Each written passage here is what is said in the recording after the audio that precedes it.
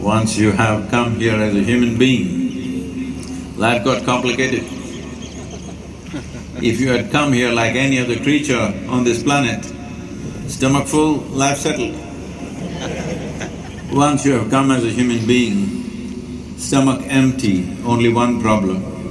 Stomach full, 100 problems. What happened to the human being?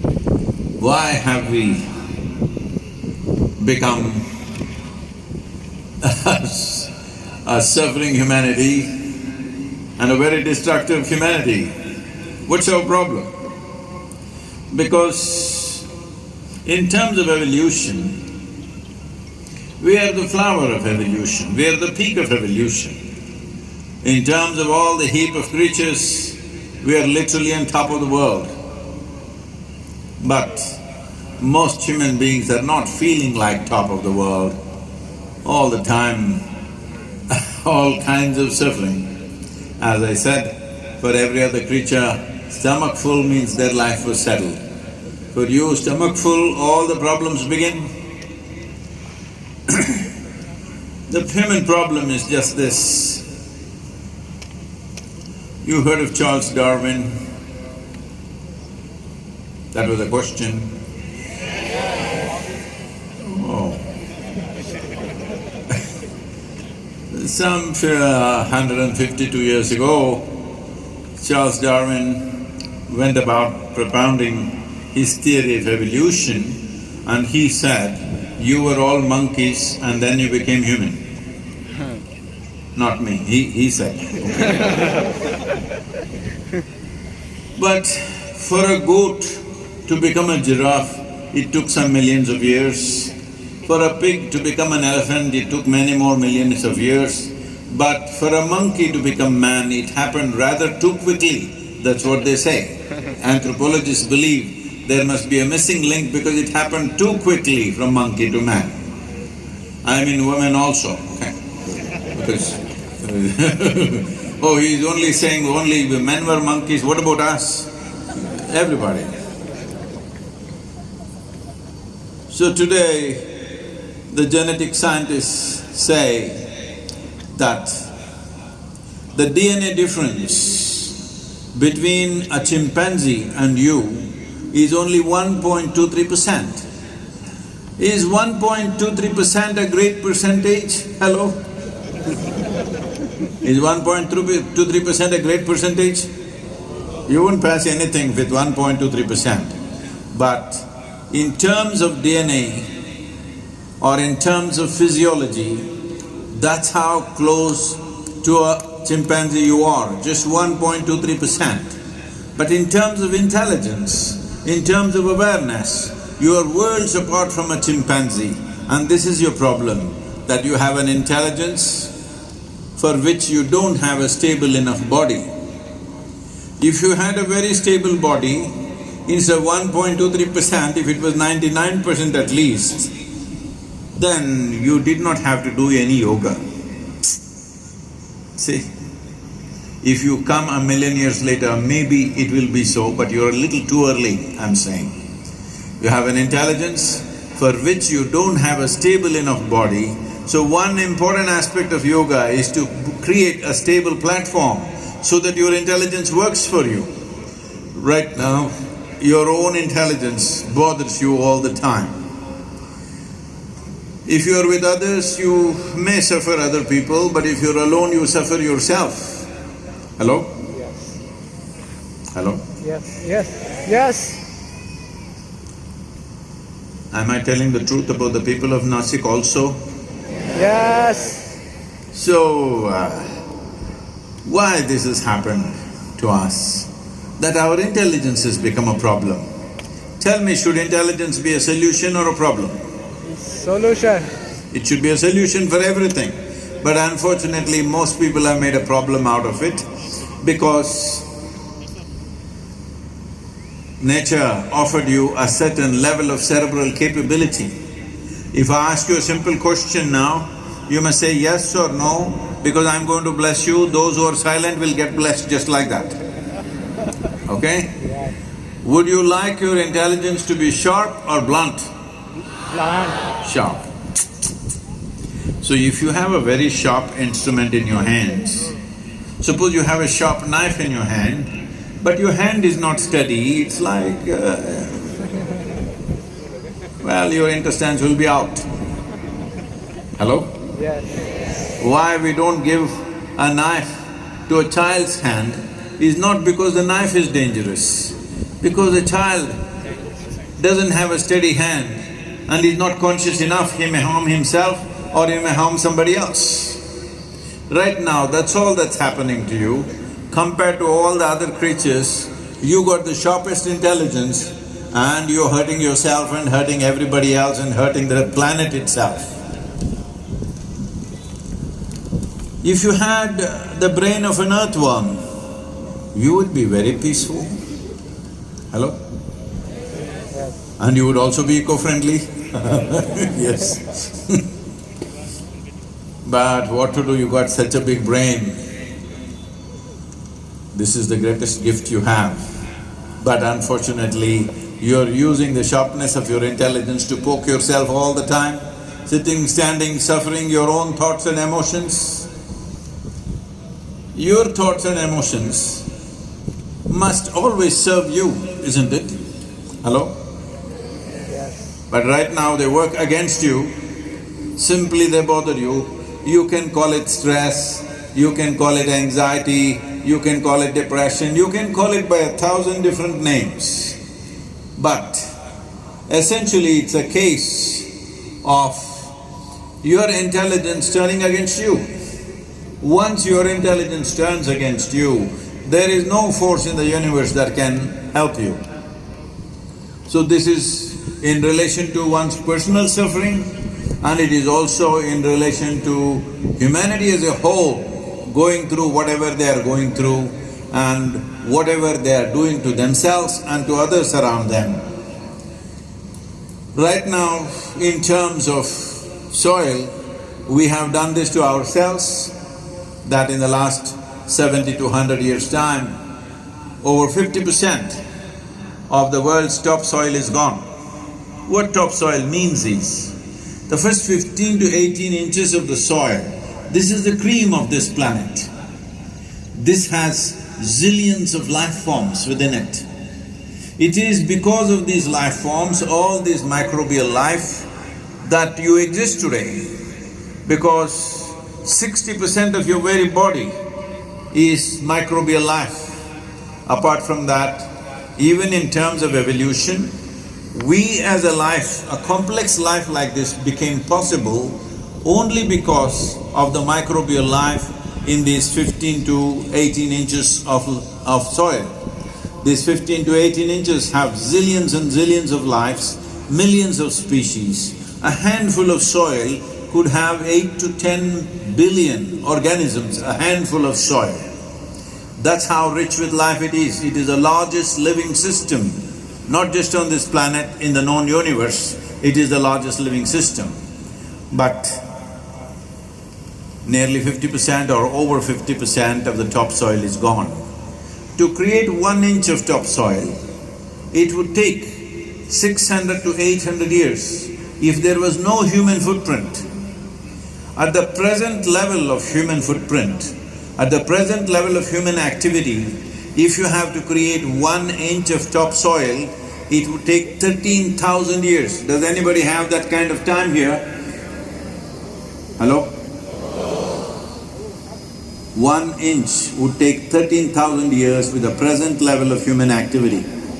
So saving the soil that is right now still there on the planet is most vital, because otherwise we will driving the whole human populations towards famines. Famines are something that used to happen 70 to 80 years ago all across the world.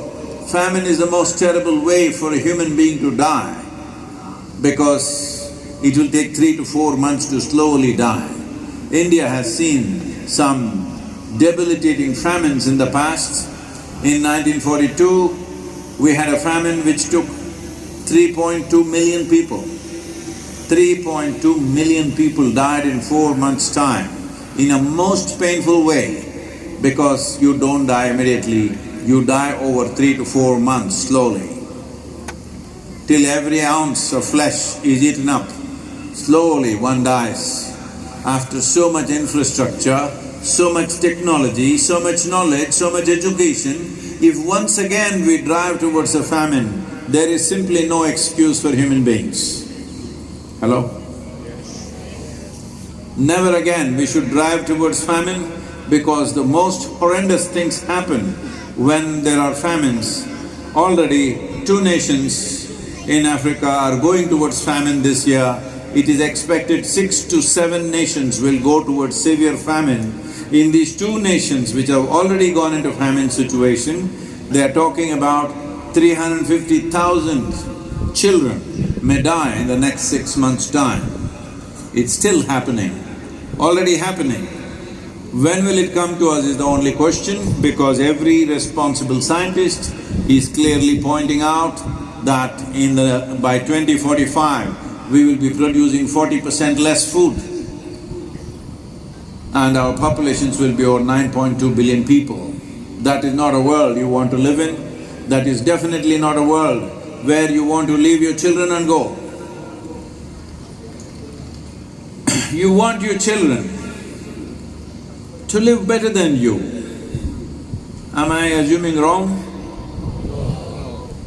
This is not a philosophy, this is not an ideology, this is not a religion, this is not morality. Something intrinsic to you, your humanity desires that your children should live better than you. But right now what we are doing is just this, the fundamentals or the foundations for good life for future generations, we are taking it away. Whether individual people live well or not are subject to many realities and their own will, but if there is no rich soil, nutritious food, clean water, pure air to breathe, if these things are removed from the world, we have removed the basic foundations of good life. And that's exactly what we are doing for future generations right now. But as a generation, we have this opportunity that in the next 10 to 15 years' time, we can make a significant turnaround. It is very much possible to do this, but if we allow this to go for another 25 to 40 years' time, after 40 years, even if we want to revive the soil, we will not be able to revive the soil, because the loss of biodiversity is happening at such a pace. On an average, according to UNFAO, the number of species of organisms that are going extinct per year are 27,000. Yes, you heard it right. It is 27,000 species are going extinct per year. At this rate, it is sliding down. Somewhere in the next 25 to 40 years, it could start tumbling down. Once it begins to tumble, there is really nothing we can do. When it is sliding down, we can stop the slide and we can also push it up. It's very much possible with concerted effort, with the needed policy in the government. I'm insisting on policy because if you do something good, I do something good, it's not good enough right now. Because it has to come into the policy, because there is no policy as to how agriculture soil should be maintained. We need to understand that soil is not our property. It's come to us from previous generations. We must pass it on as a living soil for future generations. This is a fundamental responsibility. See, for example, in this city, I'm not familiar with your city, is there an old part of Nasik somewhere? Yes, yes. If you go to the old part of Nasik, I have not seen that place, but this is true with almost every old city, houses would be built wall to wall without a concept of a window. You have such places. Yes. But today, if you want to build a building in this city, if you have 10,000 square feet of land, you cannot build 10,000 square feet. They will allow you to build 6, 7, 8, whatever number of square feet. You have to allow some space for yourself, your neighbor. That's a must. If you build more, they will demolish it. But if you have 100 acres of land, you can plow every inch of the land And in 10-15 years you can make a total desert out of it, but nobody will ask you, why have you done this? Because there are no laws to tell you. So all we're asking from the governments across the world is to make it mandatory by giving strong incentives that every farmer, if he wants to own agricultural land, there must be a minimum of 3 to 6% organic content. Minimum most is 3%. According to UN agencies, to call soil as soil, there must be minimum 3% organic content, at least that much. 3% organic content means it is kind of a famine diet for the microbes. At least they will stay alive. The species will not start going extinct as they are going, so they need to eat and they can only eat organic content. And organic content, I want all of you to get this because there are lots of young people, they keep on telling me, Sadguru, my friend has come up with an app, it can fix everything. Well, I think you are the Swiggy population. You think food comes from Swiggy? No, Swiggy may deliver it to you or some other app may deliver it to you, but somebody has to cook it, somebody has to grow it, and it's always grown on land, just for your information. No food is coming from Moon or Mars, it's always grown on the topsoil of this planet, nowhere else, because there is no substitute for soil. There is simply no substitute for soil. The magic of soil is such that even if you sow death, it sprouts life. This is the nature of soil. Everything that you know as life. This tree is soil. If you've seen a worm is soil, an insect is soil, a bird is soil, an elephant is soil, you and me are soil. Just everything that you have seen as life around you, all coming out of soil. We come from soil, we thrive upon soil. When we die, we go back to the soil. The only question is, will we realize this now or will we realize this only when we are buried? When shall we realize this? Now. That is 3.5 people. Now. Now.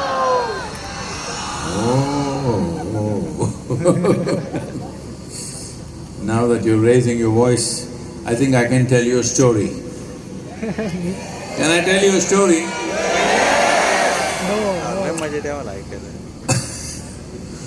See, I have been talking about soil for the last 30 years. And whenever I speak about this to various ministries, bureaucrats, leaders, some heads of state, everybody says, Sadguru, this is great, what you're saying is very beautiful, this is really fantastic what you're doing, and they'll go to sleep. Are you also that kind? No, no. So, you must understand this.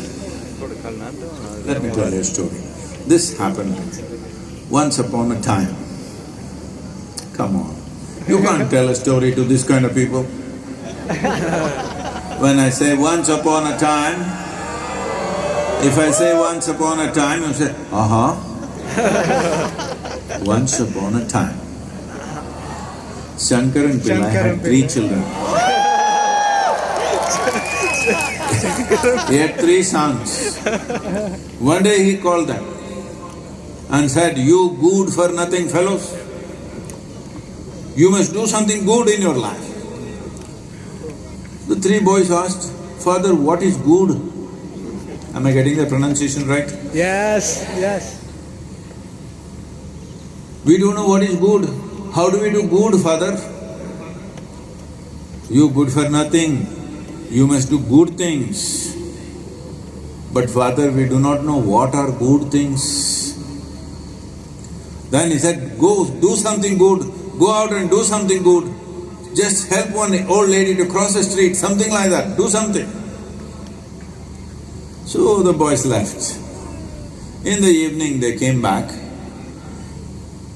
The eldest one came and Shankaran Pillai asked, did you do something good today? The boy said, yes, father, as you said, I helped an old lady to cross the street. That is very wonderful, my boy. After some time, the second one came. Did you do something good? Yes, father, as you said, I also helped an old lady to cross the street. Oh, you also got an old lady to cross the street? He asked my third boy came and he asked him, what did you do? Did you do something good? The third boy said, I helped an old lady to cross the street. Shankaran Pillai said, what? All three of you found an old lady to help her to cross the street? There were three old ladies like that? No, father, not just three of us, even our cousin Ramu also we invited. Together we helped one old lady to cross the street. You fools, good for nothing fellows, you need 4 people to help an old lady to cross the street?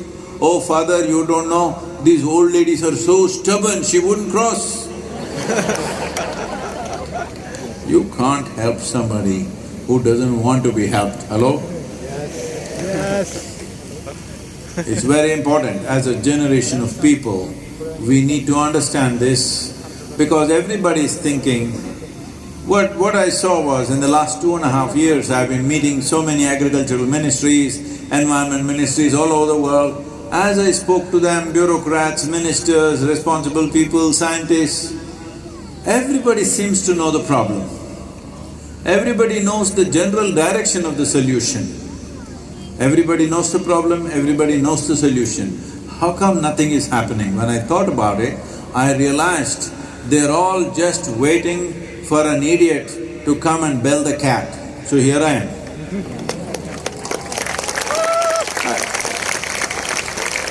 You're clapping at all my problems, huh? So this is the whole problem. We think somebody else will do it. I want you to know there is nobody else, just you and me. Hello? There is nobody else. Nobody else is going to come from somewhere and fix our problems. This is our time on the planet. And it's a brief amount of time. If we do not do what matters to our lives and future lives, we will be a disastrous life. It's my wish that we should not become such a disaster. What do you say? Yes. We are not going to become a disastrous life. We definitely have a massive challenge in front of us. At the same time, we have a tremendous privilege that we are in that cusp of time, that if we act now, in the next 10 to 15 years, we can make a significant difference. And we can be that generation which turned back from the brink of a disaster, not a generation that walked into the disaster. If we walk into this disaster that scientists are describing as soil extinction, the word extinction normally we use in association with dinosaurs and dodos. But now we are talking about soil extinction. If we move towards soil extinction, if we walk into that disaster, most of us here will not come out of it. That is the kind of disaster it is. Once food shortages happen, civilizations will collapse. Our very humanity will evaporate within a few days. I want you to just visualize and imagine this. In this city of Nashik, what's your population, huh? It's 20 lakhs. What? 22 lakhs. 25 lakhs, oh. You are a lot of people, In this city, if 40% of the people have not eaten anything for 3 days, do you think you can live in this place even if you have food at home? No. Hello? No. All pretensions of civilization will just vanish in 3 days' time if people have not eaten for 3 days. Terrible things will happen. This is not to paint a dark picture. This is to act now so that we don't move towards such situations. There are 2 ways to handle life. One is to mitigate the possible disasters before they happen. Another is walk into it and then grieve over it. Why I am saying this is, because humanity has again and again walked into the same disasters, and after it is over, we all cry about it.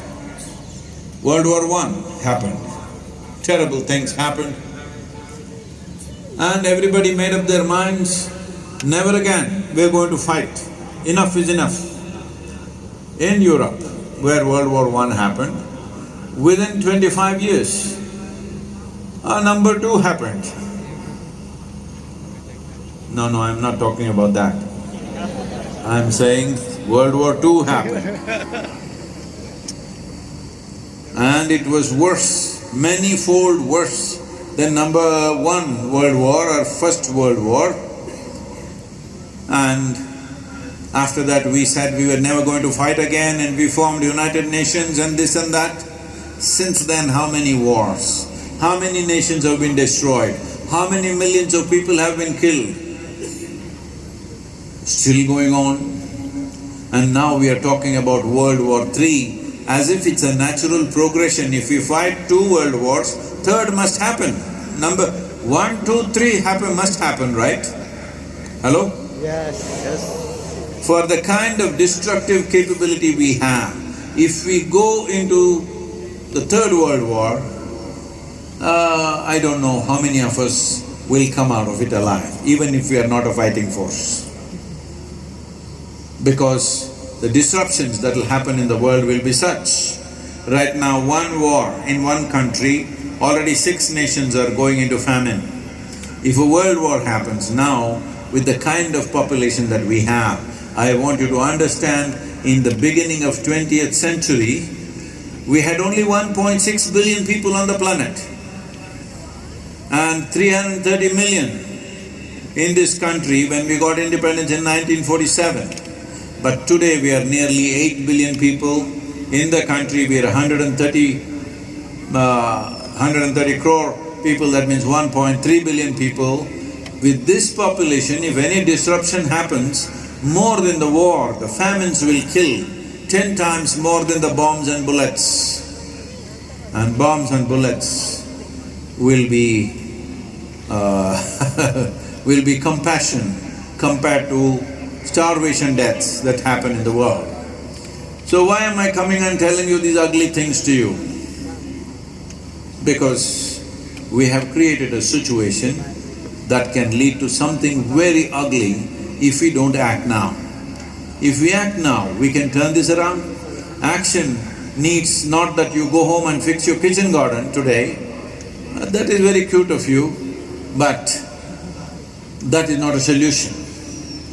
We must understand, nearly 71% of the world's land is plowed, that is, it is under agriculture. 4.2% of the world's land is paved because it's urban lands. So nearly 76% of land is either plowed or paved. What does this mean? Approximately 1 billion years ago, it seems, one very smart algae or a fungi came up with this brilliant idea that they could cook their food using the perpetual energy of the sun. That phenomena today we call as photosynthesis. Before photosynthesis started on this planet, the oxygen level in this atmosphere was just a little over 1%. Today it is 21%. Only because it's 21%, a life like this has evolved.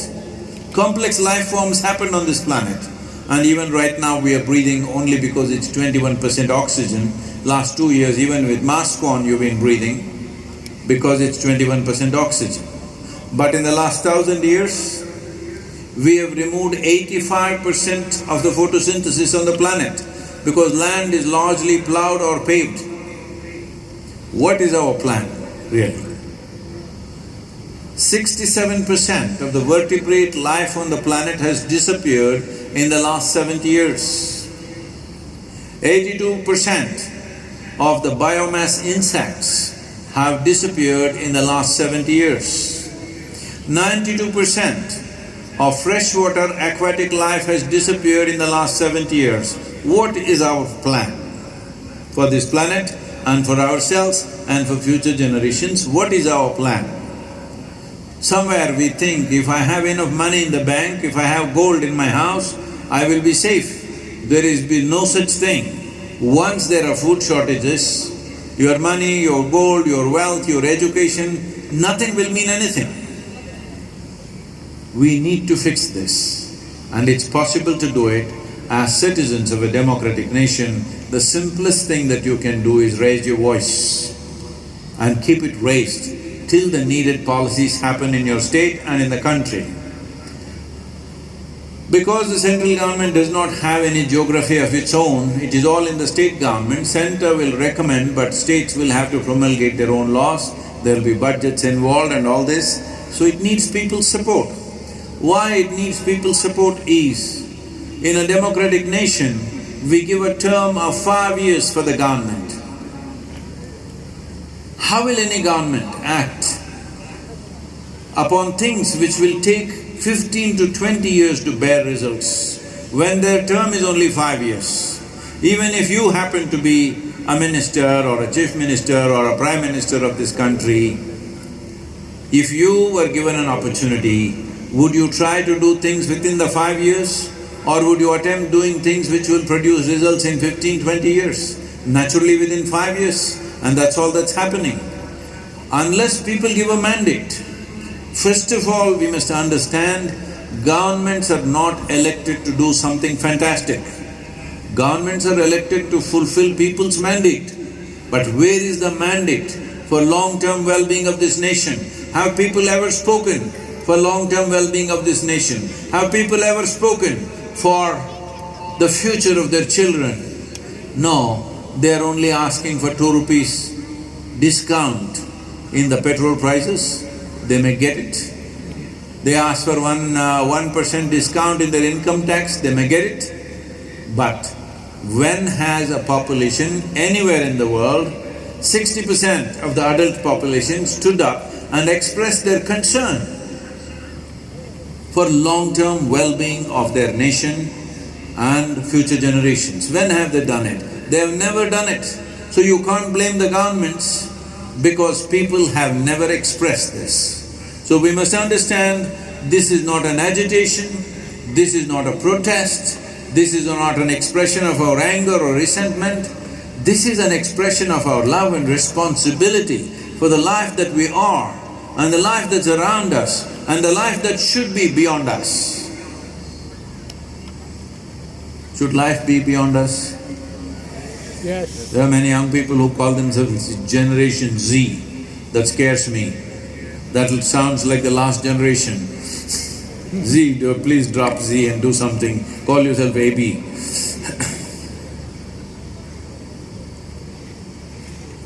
So, the simple thing is just this, that people should express their concern and give this mandate to the government. Till now, today is probably 82nd or 83rd day, I've lost the number of days. Somebody else should compute this for me, somewhere around 80 days. 25,406 kilometers to Nashik. Right now, one motorcycle is raining that.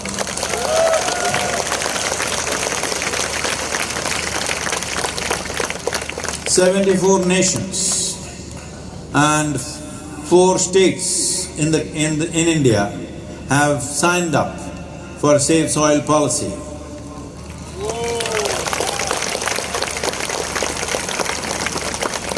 Over 2.7 billion people have spoken about soil since 21st of March. Never before has anything like this happened. So, to raise a voice and to keep it raised for some more time till policies happen. On the way, I covered 27 nations, but above all, I was at COP15 in Ivory Coast, where 197 parties, including European Union, CARICOM and Commonwealth nations, African Union and South American nations were all there. The Save Soil policy has reached all of them. It is all in consideration in all these nations. Most nations will anyway go for it. We are very sure of that now, with 2.7 billion people speaking. But I want 4 billion people. Hello? Now people of Nasik, will you do it for me? Deshdut can easily do it for me? Yes. Or do you want me to endlessly ride like a crazy man? This many people, and you even have smart companions these days. No, I'm not talking about your wife or husband or your friend, I'm talking about your phone. Hello? You have such a smart companion in your pocket, you must do incredible things, because what you have in your hands today is a powerhouse. Sitting at home, you can talk to the entire world. When was this ever possible? In the history of humanity, this is the first time that you can sit at home and you can talk to the entire world. Never before such a thing was possible. Many great beings have come in this world, but when they spoke, hardly 10 people could hear them. This is the first time that you have a privilege like this. Will you use your smartphone just to send silly messages, or will you do something wonderful with that? This is the question I'm asking you. Wonderful. You must use this powerhouse and manifest what is good for us, what is good for life, what is good for future generations. As human beings, we have found so many ways to divide ourselves. Our nationality, race, religion, caste, creed, all kinds of things. How we can be different from each other, how we can confront each other, how we can engineer a conflict among ourselves. We have become such experts. When we have a situation like this, is it not very important that we find a common denominator among ourselves?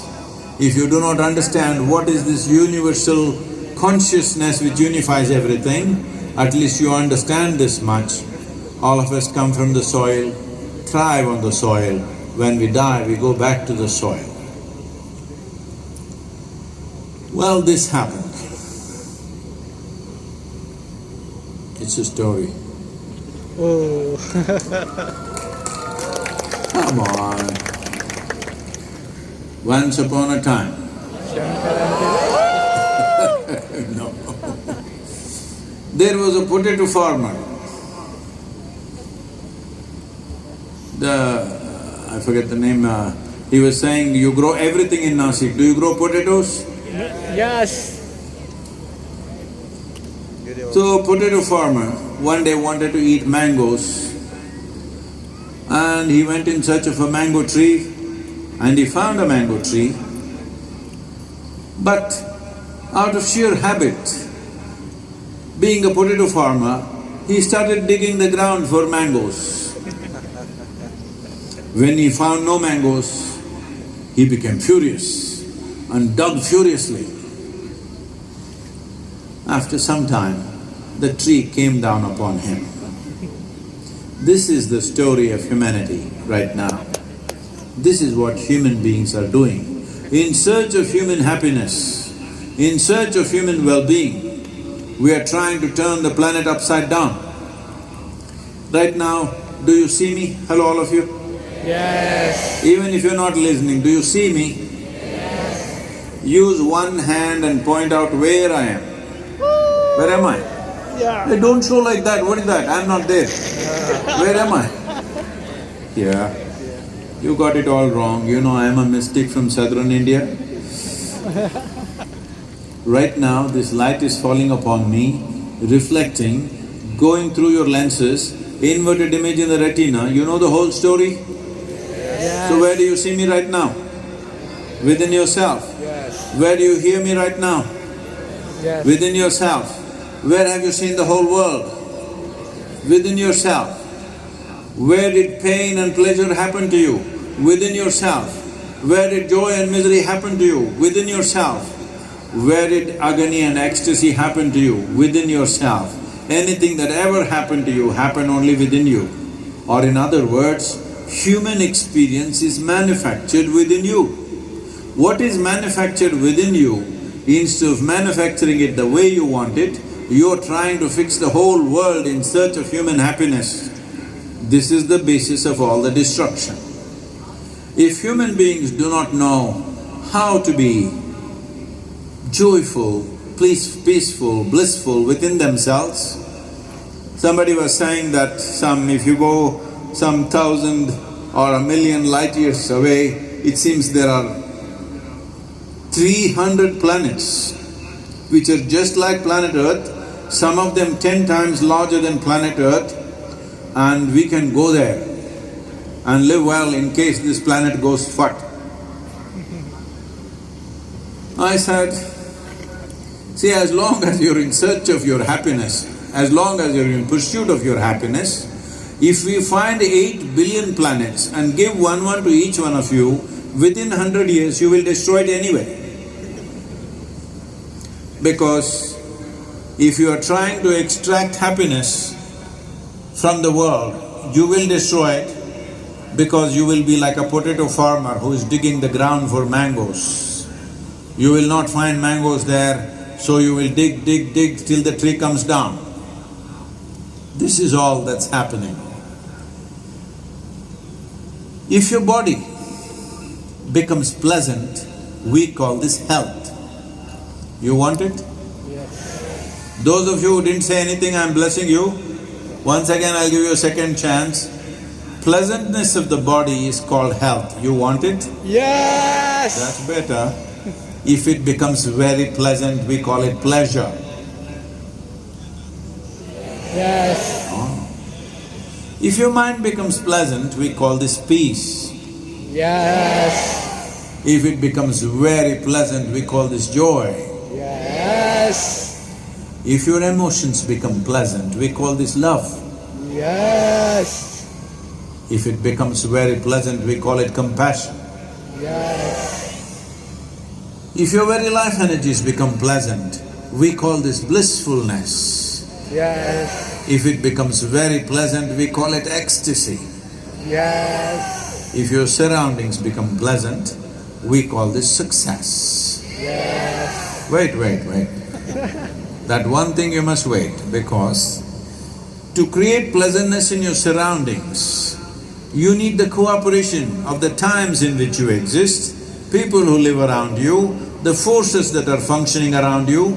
There are many things which has to fall together to create pleasantness of your surrounding. But to create pleasantness of the body, pleasantness of the mind, pleasantness of the emotion, pleasantness of your life energies, it is 100% your business. Hello? Yes. It is 100% your business. If you are here right now, joyful by your own nature, not because of something, then you would be doing what is needed. Have you noticed on a particular day when you're very happy, how wonderful a person you are? That one day, I mean. Hello? Yes. Have you been like that at least one day? Yes. You were so happy, you are so wonderful to yourself and to everybody because you're happy.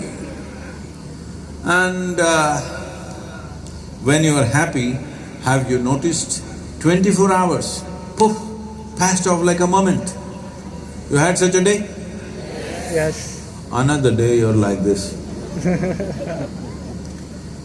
24 hours feels like 10,000 years. Have you noticed that? Yes. That also you had? Oh. So, only miserable people can have a long life. If you're joyful, it gets over before you know what is happening. If you live an exuberant and inspired life, before you know what is happening, it'll be funeral time. But if you're miserable, it's a very long life. I was riding to Bucharest and we were supposed to get there by 7 o'clock in the evening, and there was a television interview. But because of road conditions and weather, extreme weather, I reached there around 11:15, but the television anchor and the team was still waiting. So I walked straight in. I had ridden for 9.5 hours. And I went straight into the interview and 1.5 hours this interview went on. So this anchor, after it's over, he's saying, at this age, how do you do this? 9.5 hours you've been on the motorcycle, you come and speak for 1.5 hours and you're still fine, not in a rush to go anywhere? And he 3 times said, at this stage, at this stage. I didn't like it. Hello? Yes. So even today from morning 10 o'clock we've been riding, we reached Nashik at 5 o'clock and I'm here at 6 o'clock. So, I said, see, I've lived my life so intensely, I never had the time to get old. You need lot of time to get old, isn't it? You have to sit there and think yourself into old age. Otherwise, where is the time to get old? You live and one day you die. That's how life should be. Hello? Yes. Or you want to die slowly? No, that's a bad way to die. You're on and you die. That's good. Hello? Yes. Hey, you're all very nice. Let me tell you a story because you're being so nice.